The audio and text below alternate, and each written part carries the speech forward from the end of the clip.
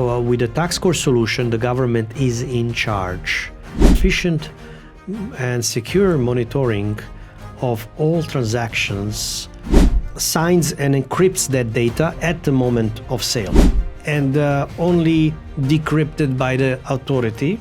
So the taxpayer, the customer, and the tax authority have the same view of the data at the moment the sale happened. Instantly, you're able to see. It could be a lack of internet access, application on the phone, a computer, a ERP system, point of sale, whatever.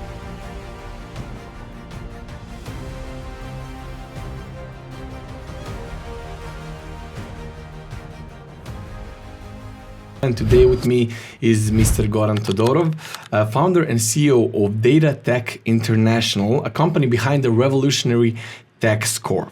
Welcome and pleasure to have you here. Nice to be here. Thank you, Nicola. So today we're discussing a particularly interesting topic for all tax administrations, digital fiscalization and real-time tax monitoring. Let's start with a simple question. What is Data Tech International? Who is Mr. Goran Todorov? And what is it you and your team are currently doing and working on? We are a regulation technology company specialized in software solution that is catered for tax authority to do efficient and secure monitoring of all transactions that happens on the sales point, regardless on premise or in the cloud, by the taxpayers who are obliged to collect indirect taxes on behalf of the government. Mm-hmm. And we do that across the globe.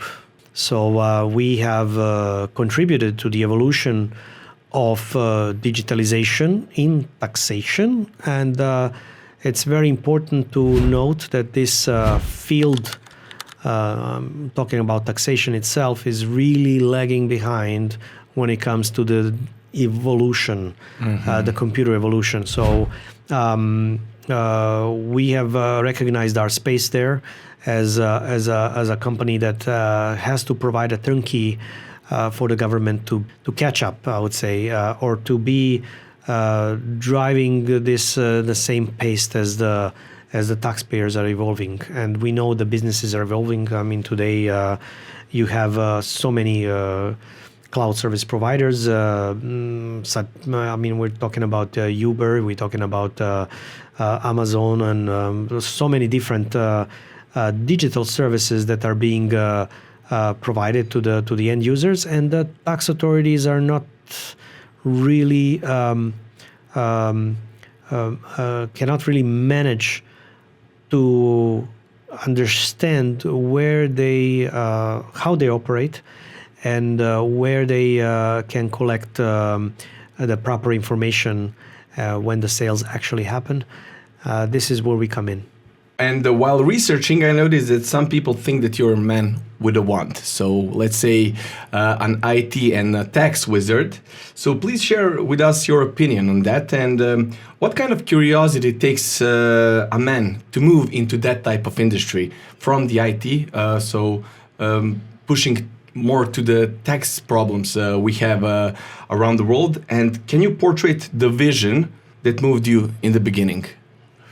Wow, that's have to start back in 2003, actually, when I came back from the US. When I went to school over there, and I came back. There was a lot less opportunities in Serbia, but one thing has triggered my interest, and that is the fiscalization that has started in Serbia back in 2003.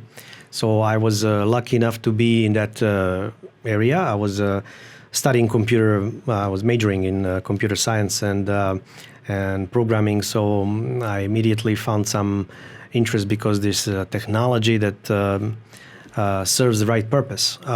When I say serves the right purpose, I had these experiences back because I was studying and working.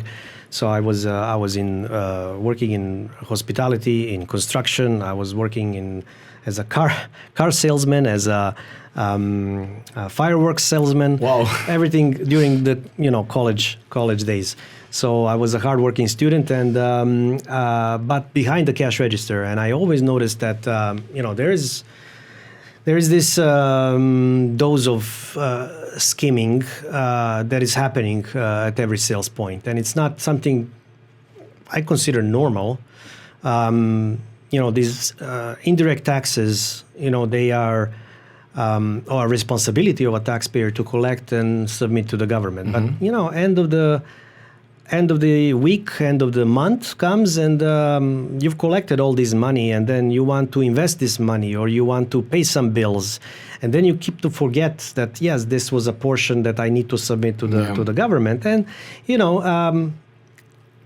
I don't say everybody, but a lot of taxpayers are trying or doing things just to reduce. Okay, I'm going to reduce my reportings this month, or then the next month I'll be okay, with it. So they kind of go through this normal exercise, and then that's where I figure that it's not fair, not to the government. I'm not like a somebody who is really, just working for the government. But I don't think it's fair to customers who are paying that, portion of taxes that, for the price they pay indirect taxes. And it's not fair to the honest taxpayers that are trying to, so it's not level playing field, of course, in the market. So when I first met with the concept of fiscalization, I said, this is a very easy and transparent way to have data or information about this sales collected split three ways. But there was a lot of I would say that was very primitive method that was used back then in 2003 when I started. So I realized some I would say issues with that technical specification, with the legislation and everything, and I try to do improvement on it. I presented new models. I was lucky enough to be consulted for Ethiopian Revenue and Customs Authority back in 2007, and I had a really unique opportunity to actually to introduce something that is different from what I learned that fiscalization is. So that actually kept me motivated to keep going and to continue research and involvement in trying to bring business continuity, which is very important. Businesses should not be disrupted by any means due to the mandate or the government's mandate to introduce monitoring. So trying to make peace between the two, the government have efficient monitoring, and the business has this continuity and free modernization and everything that comes along. So that was the motive behind, I would say, to come. That's why I worked as a consultant back then, and then I realized, hey, the tax authorities around the world, they need a turnkey solution. Yes. So basically, the governments are there to be support for the small businesses, and you have made your way by learning entirety of the process behind the taxes. Am I correct? When you mentioned the jobs you were working as a student, yes. And it's very important that whoever is designing whatever you're designing, that you are you're changing hats. You need to see, you need to fill all the shoes there are. Course. You need to understand. So being on the business side, I was always interested or working something with administration that would be needed to meet compliance. And that's so I know the hardships the businesses have, and I know the gap that governments have. So this is the space that we wanted to fill with our solution. Let's now talk about that modern solution of yours. What is actually TaxCore, and in what ways it differentiates from the existing systems of tax collection? Can you just walk us through your solution? Well. TaxCore adds a security layer to the transaction. So basically, a taxpayer can use any kind of means to produce an invoice or a receipt, any kind of device. I mean, an application on the phone, a computer, a ERP system, point of sale, whatever, any kind of electronic means to produce an invoice. But then what TaxCore is adding is as the security module that that POS system talks to, and basically signs and encrypts that data at the moment of sale. And this data becomes safeguarded and only decrypted by the authority, which then again gives a view to the taxpayer, the customer, and the tax authority have the same view of the data at the moment the sale happened. Instantly you're able to see, and everything is all the informations are provided for both the customers and the government, right? It happens in real time, but for example, the submission of this data to tax authority can be near real time, so it doesn't have to be immediately, because at that moment there could be a lack of internet access to that or something, you know. So it's very important that real time is the encryption of the data and safeguarding of this data, and then this package is submitted to tax authority in a near real time. But we, when we were developing, we felt the need to include customer as well. So that's why when we say it's a verifiable invoice, we offered customers to also check that invoice, to verify it using their phone, but by verifying, they're also submitting data anonymously to the tax authority. So this information keeps flowing and coming from different sources, but it's a one single unitary invoice. It's a one invoice, and the moment it's created, it has its digital stamp. Yes, so also basically that means reducing potential tax evasions by encrypting it at the point when the sales has been made, right? Oh, absolutely. Nothing can be sold, a product or service, without some sort of digital trace at the end. Yes, that's where the customer comes in. They have to ask for invoice, right? I mean, usually you do that when you need something for your warranty or something as a proof of purchase. But sometimes for small items, you forget about it. You don't ask. We have crafted to incentivize customers to ask and to obtain these invoices. But the merchant, you know, is he just conducts this sale as it goes, issues an invoice, issues another invoice. Okay, the refund comes, then he issues a refund. So everything. This is like a black box kind of in the airplane. It will just record everything that happens. So it's not preventing business from having this freedom in a way that they conduct business, but instantly it prevents the tax fraud or tax evasion instantly, because there is no option to go back into the records and do any kind of manipulation with the records, because that's where the fraud happens. And the invoice is kind of in the accounting is the single point of truth. If it's missing, it's not there, the tax is not there, the sale never happened. But if it's there and it's modified, then it's not true. So we secure that this record, once it's produced, remains as is forever. Actually, we say 10 years because that's how you need certificate. To have a warranty, some sort of, right? It's good for 10 years. And why is this? Let's move a step back for a second. Why is this important? What good does it do to the countries when you're having such systems? And where do taxpayers see their benefits? So we do have now both sides. We have taxpayers, we have the countries or the governments or tax authorities. Why is it important for both sides to have a system like this one? Well, like I said, it's transparency and fairness. You know, that's in short.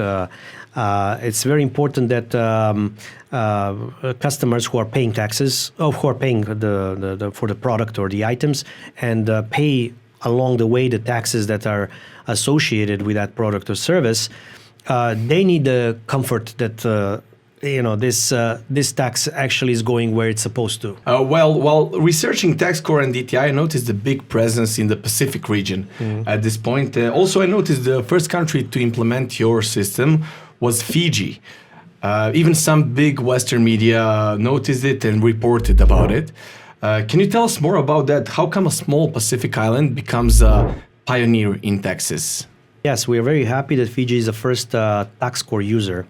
We've done systems before, but this wasn't what we call COTS, off-the-shelf solution. So when we realized that we need to have a solution, Fiji Island back in 2015 has devoted some budget to explore and to actually introduce monitoring. Okay. And that definitely has sparked my interest, but it was too far. I mean, I didn't packed my suitcase and went over there just to see and, to participate in the bid and everything. I got a call from Fiji. That's when I packed my suitcase and I went to Fiji. In Fiji, they've reduced the tax rate. Oh, have they? They've reduced the tax rate before implementing the solution. And this was welcomed by the taxpayer community, and they end up collecting more. So there is no need to raise, for example, VAT amount. But the benefit for the Fiji was solely in properly collecting all the existing previous taxes, right? Especially when it's coupled with technology, it will yield increase. Basically, taxpayers, if the tax rate is high, they will be more incentivized to underdeclare. And that's the proof in Sweden we had. Back in 2008, Sweden was introducing fiscalization. And at that time, they went on in front of European Commission and they showed the case why they want to introduce fiscalization. They had evidence that 70% of all of the sales are being underdeclared at the sales points, because VAT at the time was 25% in Sweden. It was the highest in Europe. Definitely, it's evident that there's been a rise, and we can see that when we look at the collections. Yes, it's obvious they are resisting monitoring, and it's the system, as I mentioned earlier, the taxpayers do have benefits of not having to reconcile what happened during, the moment of sale happened, that information is right and then shared between the taxpayer, the customer, and the tax authority. So, at the end of the month when you have a sheet, you look at all of your sales, this is how much indirect taxes I've collected. This is how I have been reducing because of the, inputs, outputs. So they do their reconciliation and it's easier for them. So basically for businesses, it says, hey, well, you've sold so many tickets. I'm expecting this much money to be in the cash register. So basically they welcomed it. The small businesses welcome it, and the larger businesses, like I said, they had a better, they were able to automate some of the processes themselves and reduce the burden of reporting. That's exactly where this monitoring, what kind of benefit it brings to the taxpayers. If I'm an honest taxpayer, basically I'm never going to be interrupted like that.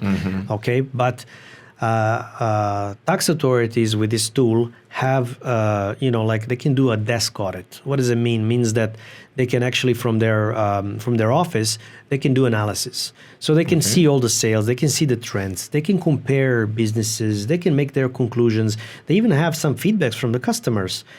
As more efficient work from the auditor side, the system is guiding them where to go. It changes completely because now an enforcement officer will come, first of all, it will come with already conclusions that he collected from the back office. So now he comes prepared, knowing what to inspect and what to find. He will never be visited by the field inspection. And that's really obvious. I mean, if he's just following, that's one of the benefits for the honest taxpayers, is not to register transaction. That's the only way you can cheat the system. And I mentioned before the customers really have benefit to interact with a tax authority. And you'd be surprised that there's a lot of customers that are, as I mentioned before, they're really not comfortable paying the taxes on the spot and not having that assurance that the tax went to the right spot. So they have a need at that moment. They feel cheated. I feel cheated. I go to a restaurant, I enjoy my meal, and they don't serve me with a receipt. I feel cheated because I could have gone maybe 10, 15, 20%, whatever the tax rate was, cheaper, right, than what I paid. So if I paid a bill that is $100 or something like that for my meal, I want to be sure that this was a legitimate transaction. And that's what that invoice gives me. That gives me assurance when I scan it, when I check it. I see that information went to the tax authority. If I don't receive it, I have an option to go to the tax authority and report and say, this business did not serve me an invoice. And because it's simply more punctual, more targeted. So they are not wasting time. When the enforcement officer comes, there's something that he already has on his work order, there is tablet. A digital footprint to every sale that has been made. Exactly. That's a question about the infrastructure. What in those cases? I imagine remote island has a bit worse connection, for example, than some of the major islands. When we built the TaxCore from the ground up, we actually had that in mind. That was one of the funding principles. How do you actually assure that the sale has happened, although there wasn't an internet connectivity on the sales point? And this is our biggest advantage on the market today. That's why I can say, because I haven't met a system, and I'm talking about the off-the-shelf solutions that actually have the same features as we have in TaxCore. So with a secure element that can operate in the offline, we can have taxpayer even in the submarine. If he's selling hot dogs in the submarine without any internet connectivity, he can still register sales, and that sales can be uploaded. All this information can be uploaded later with the security that does not compromise the data. A lot of administrations have fear is that, we don't want to be a single point of failures, the tax authorities, and they're not supposed to be. So the way that we designed the TaxCore is that we decoupled the back office from the businesses. So the businesses can operate without any connectivity to the back office. And that's very important. And we had that in practice back in 2000, I believe in 17 or 18, I forgot. There was a cyclone that devastated the island of Fiji, and it has created a blackout in the back office, so meaning the data center.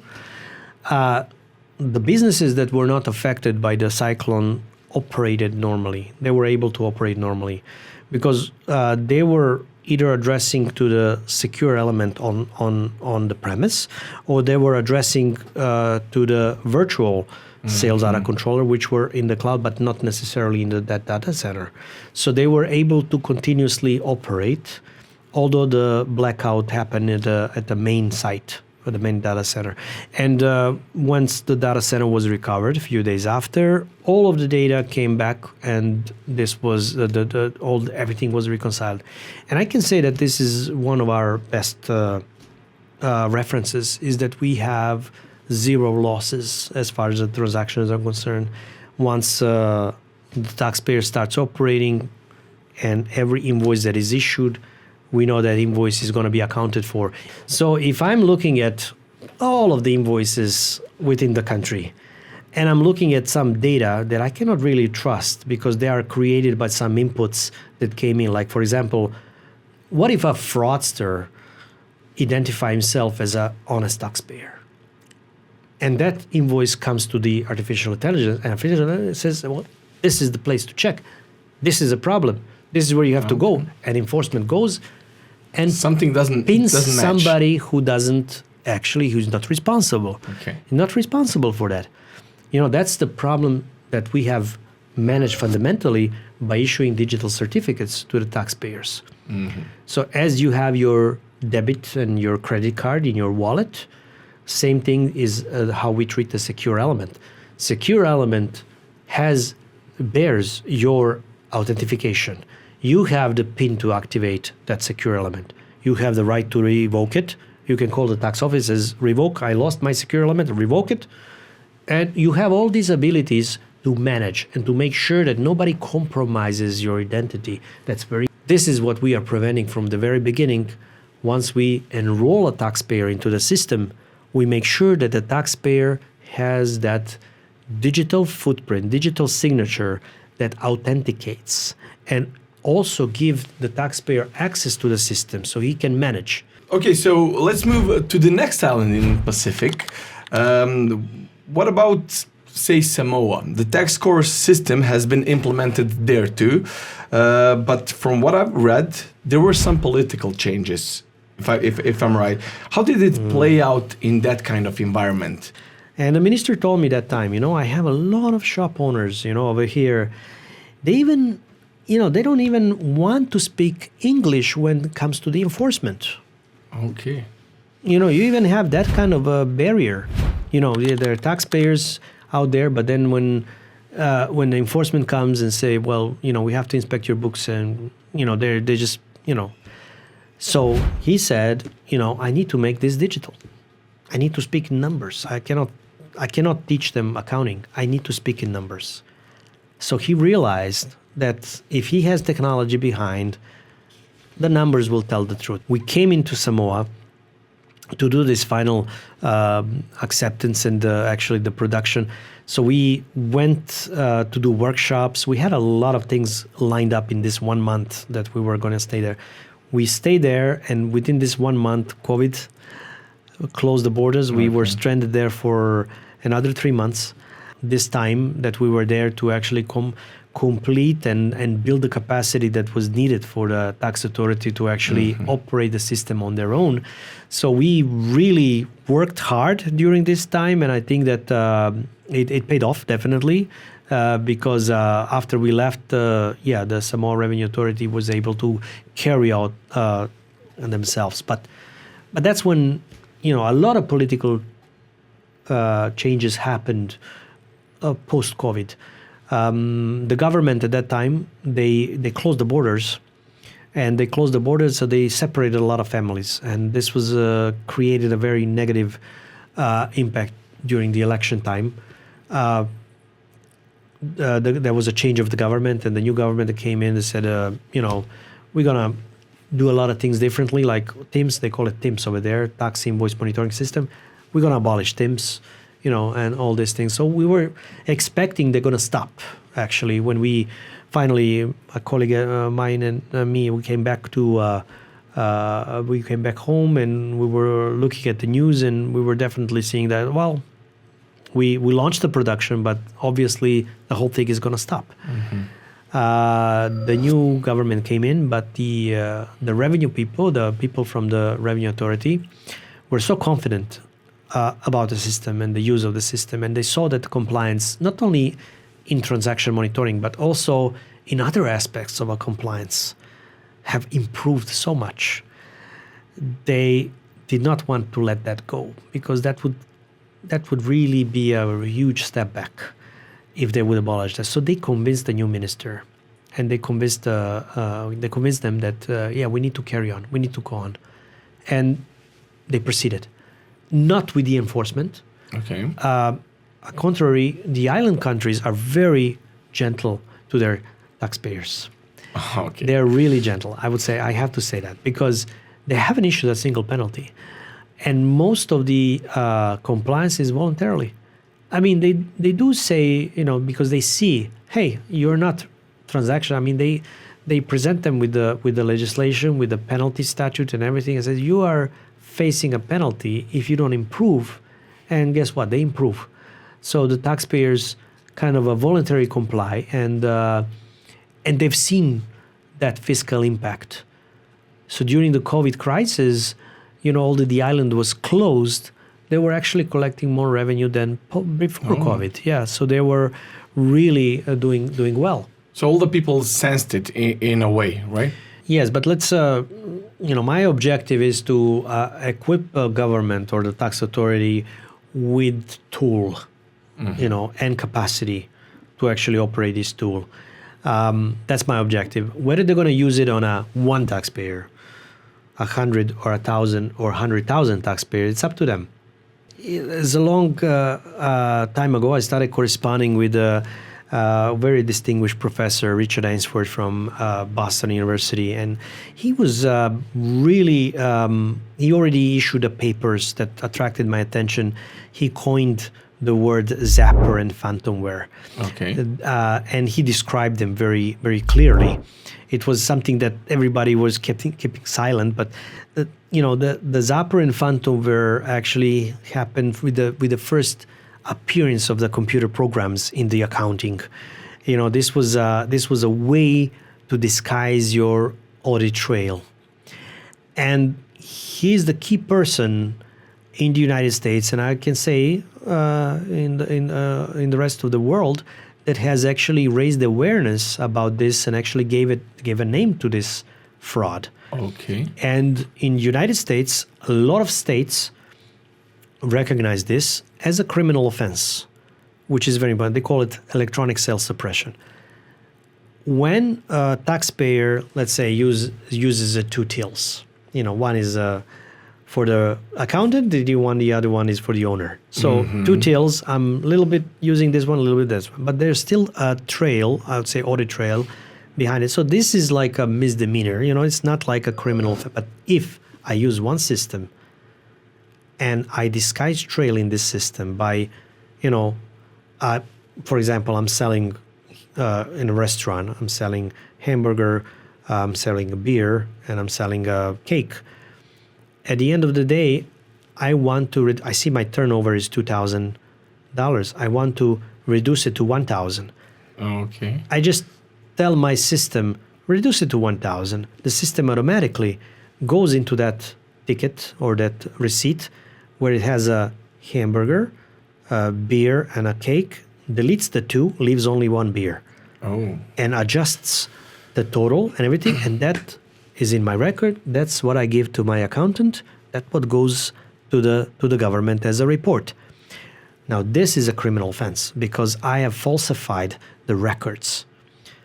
So it's something that became the awareness started in New York State. There was a senator, Liz Kruger, who actually did a public hearing on this, and a lot of people who were knowledgeable about this came forward. There was sting operations where agents posed as business owners, invited vendors, and they had a secret agenda saying that, hey, everything is good, your system is fine, but you know what? I have a lot of people I have to pay under the table. Tell me how to go lower, to bypass, and all of them offer this either as a feature or as a service. So this was indication that this is a disease. It's already out there. It's happening, but just we're not doing anything to prevent it. So the only state that came forward was Washington State. They said that like every other state, 30 plus states, they said this is a criminal offense. But then the Washington State says, if I catch you as a taxpayer defrauding the government in such way using electronic sales suppression, I will let you retain your business license only if you use electronic monitoring system. Mm-hmm. So you have to enter an agreement with the Department of Revenue and use electronic monitoring system for the next 2, 3, 4, 5 years. You're like on a probation. Like a probation, yeah, exactly. And that's where we came in. As a solution, the taxpayer has used a POS system, doesn't matter which one, and that POS system had to connect to the TaxCore. So the Department of Revenue had a view, they were able to track their sales, and this is how they were operating during their probation time. And this would probably pick up and become very widespread if the COVID didn't happen, because then when COVID happened, we set up a system. How the tax authority is going to use it is up to them. So they can target only e-commerce, or they can target just the retailers or hospitality sector, or they can construction sector, whatever they want to do it. It's up to them. For us, it's a tool you provide. Exactly.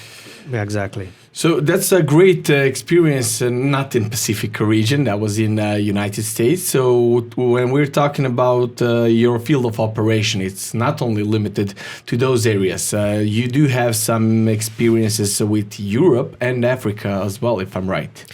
Yes, we do have clients there, and we have basically, I mean, we were all over the world. I mean, when I think about, I have about 4 passports back home that are filled with visas, and going from North Pole to South Pole. I think only the penguins weren't really excited about fiscalization. Everybody else were. Yeah, everywhere where we discussed or we presented a solution, everybody would reacted very positively to the whole system and the solution. But there's, again, a political will, but also, there has to be a leadership within the tax authority that's going to drive that through. So, I mean, we know the people in public sector are not really motivated. They do this and they move very slowly, okay? But every now and then you find a leader that actually wants to make a difference. And when we meet with such leader, we kick off right away. No country is too big for TaxCore. I mentioned decentralization of data, decentralization of the process flows and everything. So, let's say India or China, for example, the countries with millions of businesses, they all can report to different endpoints, and they don't have to be central. Mm-hmm. So basically, that's not a problem. Usually, and it's really important. With the TaxCore solution, the government is in charge. As we do the capacity building in the tax authority themselves, we also help them do the awareness to other stakeholders. I can testify to that by saying that we have 0 employees in the Pacific Island countries to support the system because it's self-sustainable. But we do consultations. I mean, this was this is our core job, our core business was the consultations at the very beginning, and suggesting how the legislation should be crafted and the technical specification designed in order for taxpayers to be acceptable. Let's say some director of some tax authority of some foreign country is listening us right now. What would you say they need to have in place in order for a project like this to succeed if they decide to go with you, DTI and TaxCore? What must they bring to the table? We had many, I would say, many opportunities to do that with different countries, and determination and political support is usually the key factor to start. Once we have that support from the top down, then it's dedication of a project team within the organization that will lead the way, that will work with us hand in hand to make sure that we deliver everything that, well, they're not direct consumers, let's say. Direct consumer is a tax authority. Okay. We don't sell anything to the taxpayers as DTI. Okay. DTI's only customer is the tax authority. So that's why I mentioned earlier, we don't care if they use TaxCore on one single taxpayer or the whole, hundreds of thousands of taxpayers. We don't get any revenues from taxpayers. And I think that's something that is important to distinguish. I can actually download an app for free of charge. I can go and obtain a certificate from the Revenue Authority for free, and I can be up and running in 30 seconds to a minute. The taxpayers have full freedom to choose what they want, whatever is available on the market. Now, that's That's another thing, I mean, I wish that we have, a large country like China or India, because there's so many taxpayers, so many different solutions. The solutions have to be adopting the standard. Okay.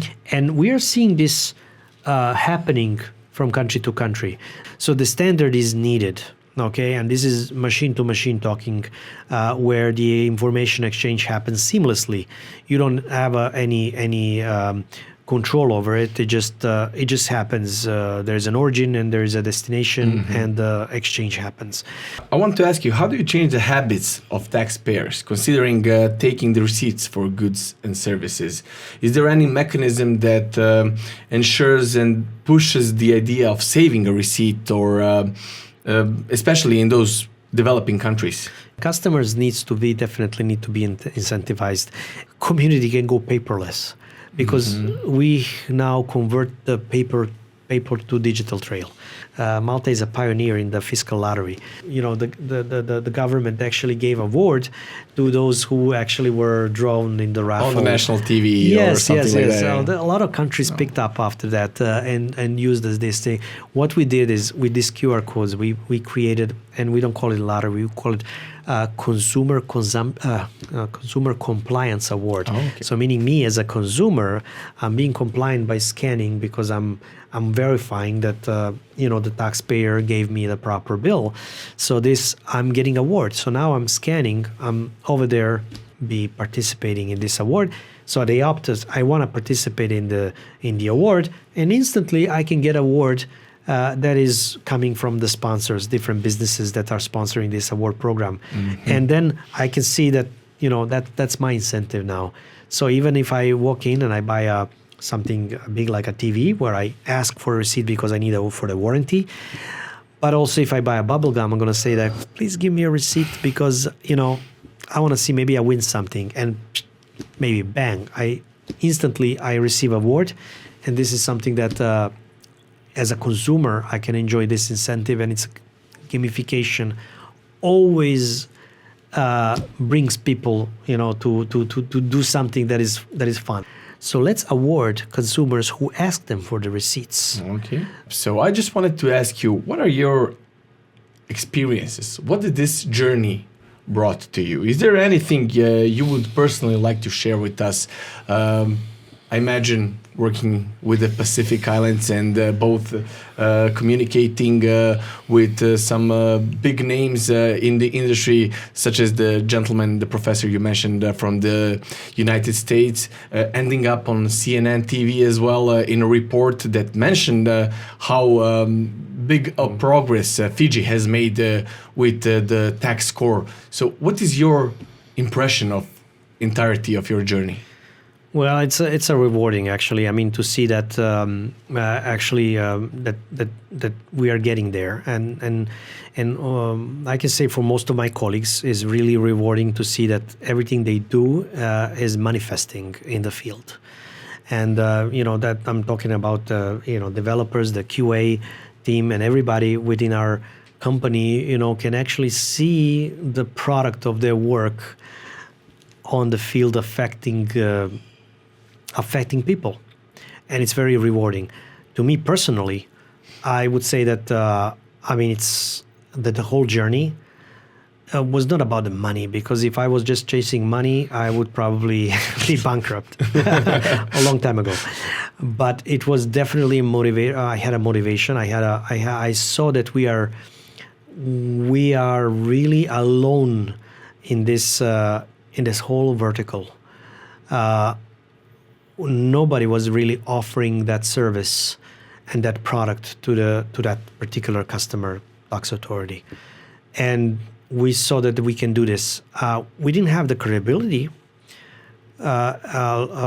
before Fiji, or even at the time of Fiji. We didn't have that enough, I would say, credibility to say, but with our hard work, we created trust. The tax authorities who were actually had to show results. They had to display, what they've entered within with the project and everything. They were really cooperative to bring projects to the state of operation. That, I would say, synergy between us as a technology partner, developers, and them as a users, that synergy was really special. And that was a motivator for us to actually drive this. Apart from that, we were also very proud that we are participating in something that is revolutionary. Back in 2009, when we actually first created the proof of concept for the sales data controller, okay, that time there was no such thing on the market. We had a proof of concept, so we had a technical description, and we had the actual device to show software or how it works. So at that time we were writing the whole concept about how this works, and thanks also to the professor from Boston, who actually realized that he knew it from these academic research. He knew that technology can assist, but he needed a proof, and we had that proof. So we were collaborating on a lot of papers, and one of the paper I'm especially proud of is Digital Invoice Customs Exchange. And this paper was written in 2013. And that paper actually describes what today we know as VAT in digital age, which is very important in the European Union as a movement, as a progress for all the tax authorities to move from paper to digital trail. I was mindful of that, and that's why we create all our description of our product, the technical specification. Everything is an open book. The whole blueprint is out there. You can read it in a lot of papers. So this means that anybody can make TaxCore. And I'm not kidding. However, it takes a lot of money. It takes a lot of effort. Is there something about the competition you've had? Is there something about the challenges you came across along your way? Well, like I said, there was a lot of resistance because we come from the business side. And we were all alone. We didn't have anybody to compare to. Don't get me wrong. When there is a procurement that happens in any jurisdiction and there is a public tender, we are not the only one to respond to it. Right. I mean, there's a lot, but there's these differences between bidders like ourselves and others that make our distinguish whether the system is going to work or not, will not work at the end of the story. And when we did a successful project in Africa, and that country became a benchmark for a lot of other countries.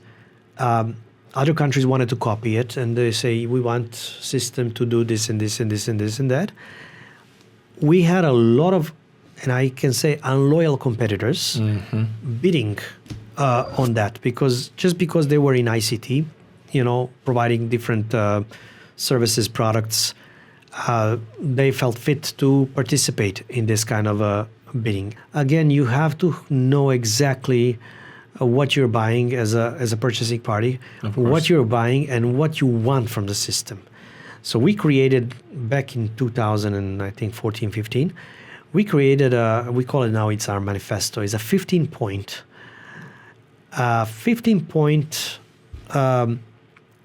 requirements that every purchasing party should have. And if you put these 15 points in your procurement requirements, you will actually end up seeing what's out there. So these 15 points basically are explaining all this. But I didn't have that power to go to the, to the higher authorities or OECD. I'm talking about IMF and other advising powers that are telling or preaching about the best practices, to say that, hey, listen, ask every tax authority to embrace these 15 points, and these 15 points will actually give them leverage to find a solution that will do the job. We have interest to take care of TaxCore. So all of our clients enjoy that we take care of the product. We make sure that the product works. We listen to their needs. We improve features, processes. We improve them, and they all enjoy the benefits. So finally, what is the future of TaxCore? Where do you see yourself, and where do you see tax administration in the next 5 to 10 years, considering we're entering the times that are with a big presence of artificial intelligence as well? So do you see integrating AI in the future in these types of softwares and programs and platforms? We already do that. It's just that in the next 5 to 10 years, the tax authorities around the world are still going to be wandering around and experimenting. And when I say experimenting, they're, as I mentioned, the DICE, Digital Invoice Custom Change concept, and today's modernization that happens across the not only European Union but other countries as well. This transformation is happening, but it's happening in a way that there are a lot of experiments. Experiments with artificial intelligence. People think that artificial intelligence is going to solve a lot of things, but like I said, if you use it on a bad data, you're going to get bad results. We are building in TaxCore machine learning. We already started doing this. We are building, this detector of different anomalies that will actually give our clients a way to not only detect frauds but also do predictions that will give them a lot.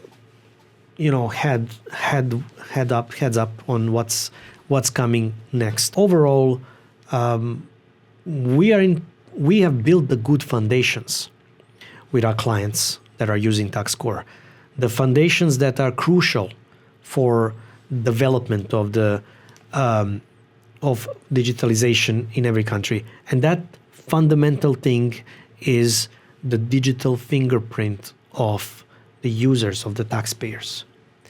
If I have that digital fingerprint and I can trust that when it comes to the database of a tax authority, I know how to trace it. I know exactly that this has been collected, this information has been collected from that particular sales point that was operated by that particular authorized person and all that. So that trail is already in place.